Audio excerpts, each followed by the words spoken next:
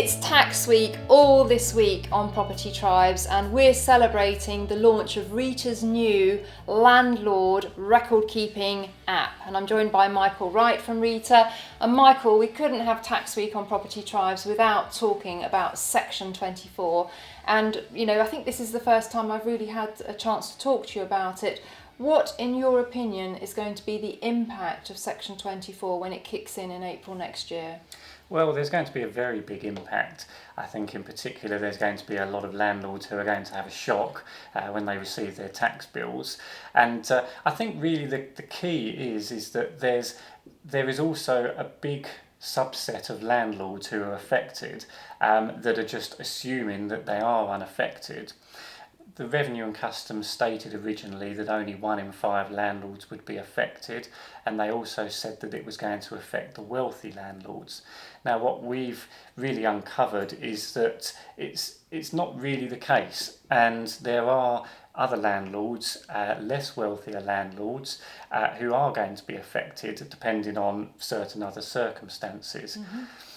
Now let's have a look at those circumstances, because you've written a blog called The Hidden Dangers of Section 24, which we can provide a link to beneath this video for people that want more details. But essentially you've identified issues around child tax credits and other kind of niche things like that. Yes.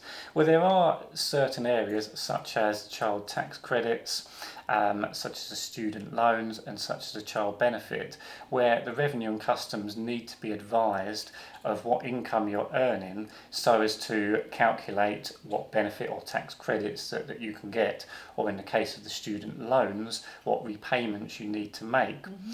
Now, in the past, or currently at the moment until the new rules start phasing in from April next year, you can at present claim for your finance costs. Now, when this changes, you're going to have an inflated rental profit, and that is the figure which is going to be reported. Now, there is going to be some instances of landlords who receive, for instance, child tax credits, and they either will see it partially or fully removed because they will now find themselves above the threshold. Mm-hmm. Similarly with child benefit, because of this new way of calculating your rental profits, then again landlords may find themselves losing some or all of their child benefits.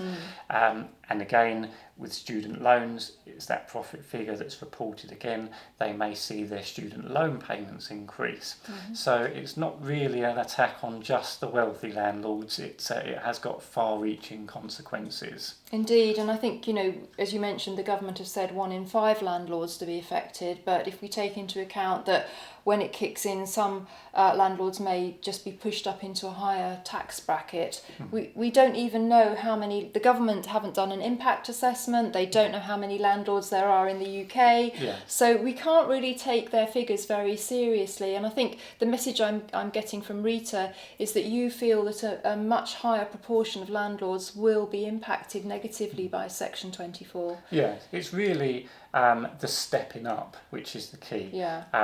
So that where we mention the child tax credits, it's the step up in income is where you get affected. So, even forgetting about these hidden dangers for the higher earning landlords, it's that step up that they may take from the basic rate to the higher rate.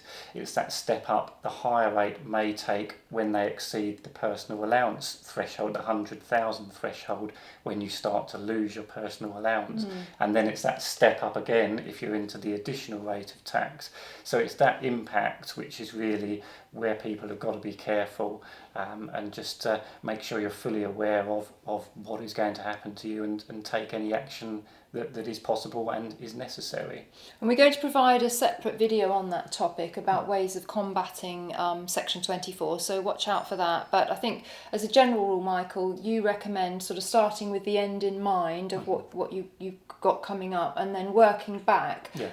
Because it's not a case of one size fits all about how landlords are going to kind of mitigate against Section 24, is it? It's very personal to their situation. Yeah, no, that's exactly the point. There is no one size fits all. Every landlord's circumstances is different. And you touched upon a good point there. It is trying to see where you want to be in the future and to map your way there in the most tax efficient manner.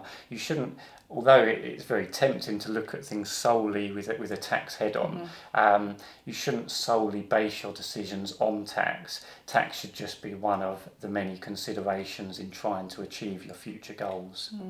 Now, we just wanted to give a shout out as well in this video to the judicial review, and Michael, you wanted to lend your support to the judicial review as well, don't you? Yeah, we did a blog on it recently, really discussing these same points, merely because there hasn't been enough publicity out there regarding these and how much the government have focused on it being a measure to affect the wealthier landlords, and it was just really adding our voice to say it's not just the wealthier landlords. There are far-reaching consequences and a lot more landlords affected than meets the eye. Indeed. So we really want to increase the awareness about Section 24 for landlords, and below this video we will place a link to the latest fundraising campaign to raise money for the communications campaign, which is exactly as you said, Michael, to create more awareness amongst landlords of how it's going to impact on them.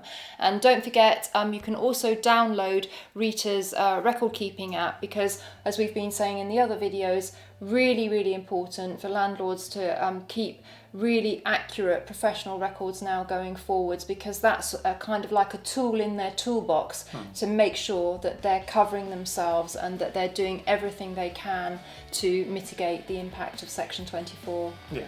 Yeah, it's a case of working smarter, having more controlled records, making sure you're one step ahead and really doing everything you possibly can to mitigate all of these changes, as you never know, there could be more. So with the fluidity of the situation at the moment, having good controlled records is just one of the many things you should be doing as a responsible landlord.